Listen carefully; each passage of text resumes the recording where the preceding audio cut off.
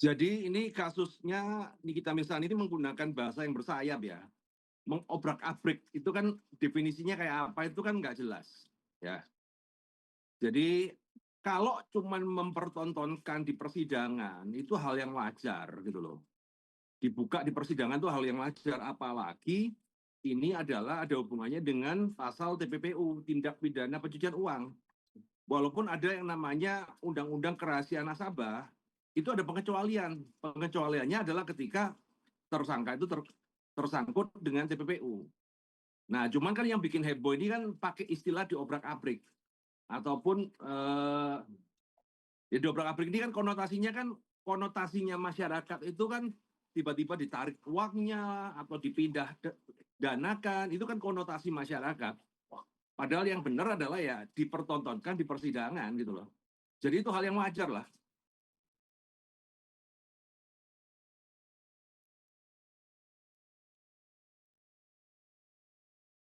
Ya akhirnya kan opininya kan kemana-mana ya karena penggunaan kata diobrak-abrik itu kan. Kalau sampai kemudian BCA tiba-tiba memindahkan saldo nih, nggak usah banyak-banyak, Rp1.000 aja, maka itu salah gitu loh. Tapi kalau membuka transaksi, ya kan membuka transaksi, walaupun tidak berhubungan, tapi itu kan juga dalam kapasitas sidang dan pembuktian. Nah,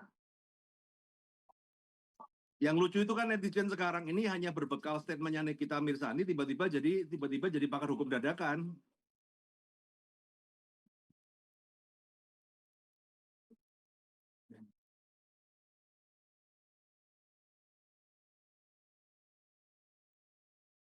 Ya,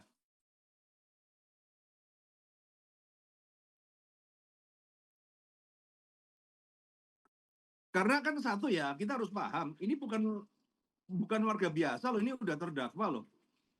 Dan ini dibukanya di persidangan ya. Kalau tiba-tiba bukannya di luar persidangan sebagai warga bebas, ya itu berhak untuk menuntut ya. Tapi kan ini kan di persidangan. Sekarang kita balik lagi aja kan, kita logikanya dibalik aja kan. Ini kan logika netizen kan pada pada apa ya? Pada tiba-tiba jadi pakar hukum dadakan nih. Padahal dia belum pernah ngalamin kasus hukum. Nah, sekarang kita balik lagi. Kalau POV-nya kepada contoh pada jaksa yang setiap hari bertahun-tahun ngurusi pengadilan, pada pihak BCA yang bertahun-tahun juga ketika setiap ada kasus pasti dihadirkan, apalagi yang menyangkut TPPU. Nah, pertanyaannya kan apakah Bank BCA sesembrono itu melanggar hukum? Jangan dilihat nasabah prioritas. Prioritas nggak prioritas itu cuma masalah naruh duit aja gitu loh. Bukan berarti ketika prioritas kemudian kebal hukum, itu kan ngawur gitu loh.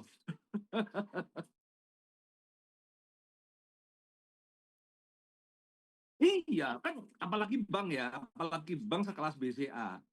Bank yang paling dipercaya se-Indonesia. Masa hal yang kayak gitu dia berani melanggar hukum? Karena setahu saya bank itu paling nggak berani melanggar hukum.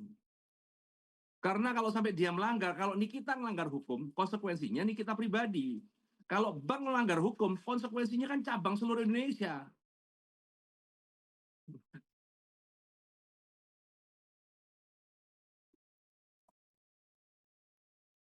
Ya itu, masyarakat Indonesia ini cuma berdasarkan satu konten, omongan pujaannya, tiba-tiba jadi ahli hukum dadakan. Ya itu, bangsa yang terlalu cerdas ya begini nih.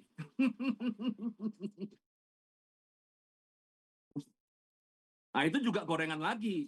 Itu bukan saham BCA turun itu bukan karena Nikita, tapi karena CEO-nya Pak Yahya itu lagi jual 1 juta saham. Pas momennya pas aja gitu loh. Nggak ada, nggak mungkin lah gara-gara statementnya Nikita kemudian anjlok. Enggak. Coba dicek lagi. Nah, kenapa saham BCA turun? Karena Pak Yahya, mantan dirut atau dirut ya BCA ya, dia menjual 1 juta lot sahamnya.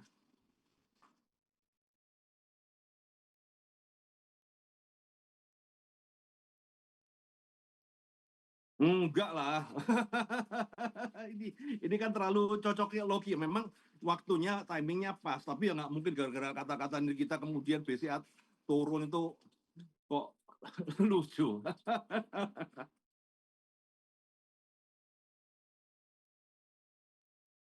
Iya, bank terbesar, saham saham yang paling dipercaya lah. Ibarat kata kan saham yang paling valuable se Indonesia kan. Masa cuman hanya gara-gara katanya Nikita Rizmansyah kemudian turun itu kan ya lucu lah. Ya cuman bukan kalau media kan pasti clickbait-nya bagus karena kan cocokologi kan. Kok pas gitu kan.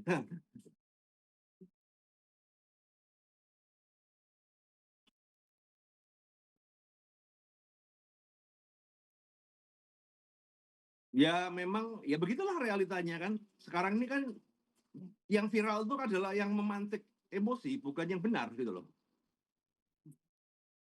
Sekarang kan ya demi mencari reach, mereview semua serba bombastis, apapun yang bisa digoreng ya digoreng udah.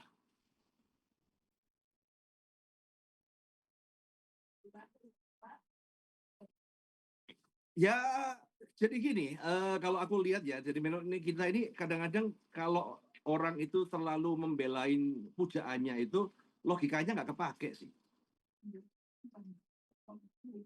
Jadi kadang-kadang terlalu emosional, akhirnya logiknya nggak kepake.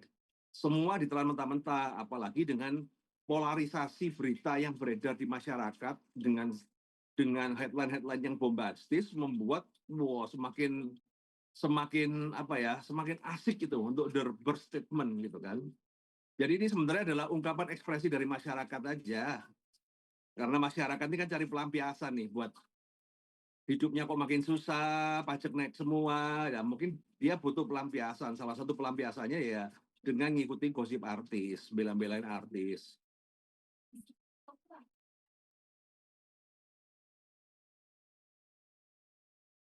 Ya, ya apa-apa. Kalau somasi aja, somasi itu jadi gini loh. Jangan diambil istilah bahwa somasi itu kemudian membuat tindakan hukum. Enggak. Somasi itu namanya peringatan. Misalnya saya nggak suka sama Anda, saya somasi Anda, ya bisa-bisa aja gitu loh. Misalnya Anda kantor di sebelah saya merasa terganggu, saya somasi Anda, bisa. Namanya somasi itu memberikan peringatan secara tertulis. Apakah peringatan itu akan berdampak hukum? Tidak. Baru ketika ada pelaporan tindak pidana, baru itu berdampak hukum. Cuma kan masyarakat tuh kena somasi itu rasanya kayak kayak sudah mau dilaporin aja. Itu gertakan-gertakan orang nggak ngerti hukum kalau gertak ya begitu. Jadi nggak usah, jangan baper gitu loh. Sama aja kan kayak somasi. Ya nggak apa-apa, itu haknya nih, kita mau melakukan somasi kan itu hak setiap orang. Saya juga bisa melakukan somasi gitu loh. Cuman pertanyaannya apa? Nggak ada landasan hukum juga. Saya itu kena somasi udah ada, kalau satu satu bantal begini itu somasi banyak bos. Tapi kan kita lihat-lihat dulu somasinya apakah berdasarkan hukum, ada tindakan pidana atau tidak, ya.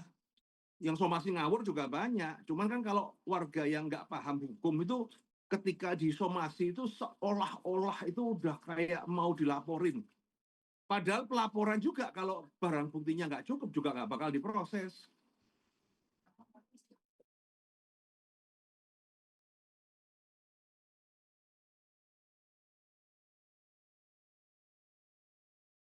Ya, udah dijelaskan sama BCA bahwa semua tindakannya itu adalah patuh untuk hukum, berarti hukum yang berlaku. Artinya ketika BCA membuka data itu di persidangan, itu sesuai dengan hukum yang berlaku. Apalagi di dalam kasus kita ini ada yang namanya TPPU, tindak pidana pencucian uang. Walaupun mungkin duitnya nggak ada di BCA, katanya kan cash apa segala, tapi ya persidangan buka berhak untuk membuka karena ada pengecualian. Masa kalau koruptor kemudian disidang kemudian harus minta izin koruptornya untuk buka, kan ya lucu. Jadi bedakan antara hak warga yang bebas tidak terkena masalah hukum sama warga yang terkena masalah hukum. Warga yang terkena masalah hukum ya kan, apalagi dalam persidangan, ya hak-hak itu ya ada pengecualiannya dan semua itu sudah sesuai dengan koridor hukum. Apalagi sudah terdakwa, kan ini untuk pembuktian. Loh kok nggak nyambung? Ya kan nyambung nggak nyambung kan dibuktikan. Oh berarti tidak ada aliran dana di BCA. Kan seperti itu. Tapi ini kan adalah bagian dari pembuktian tuntutan-tuntutan yang dilakukan oleh jaksa penuntut umum kan. Jadi ini hal yang wajar, cuman jadi goreng aja karena Nikita. Ya coba kalau saya yang ke sana yang nggak ada yang lihat, Pak.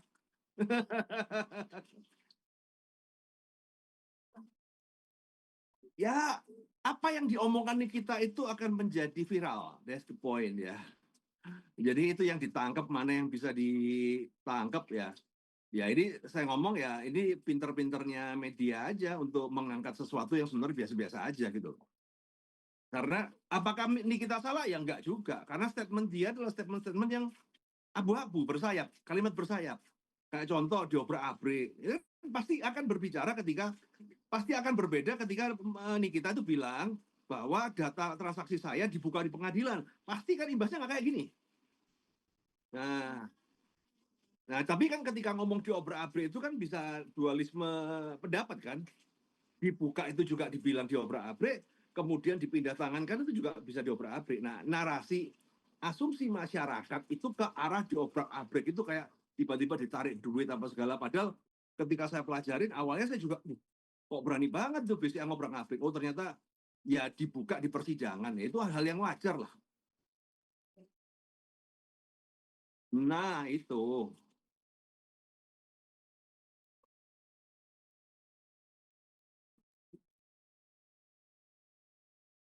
Ya buat netizen-netizen ini ya, kalau mau junjungannya ya nggak apa-apa. Tapi sebelum sebelum berkomentar, dilihat dulu di pajak kan ada namanya ChatGPT ada tuh, Google juga ada. Dicek dulu gitu loh. Jangan semut dengan hanya statement seorang yang bukan ahli hukum. Nih kita itu kan artis ya kan. Kemudian tiba-tiba Anda bisa menjadi ahli hukum dadakan. Nah.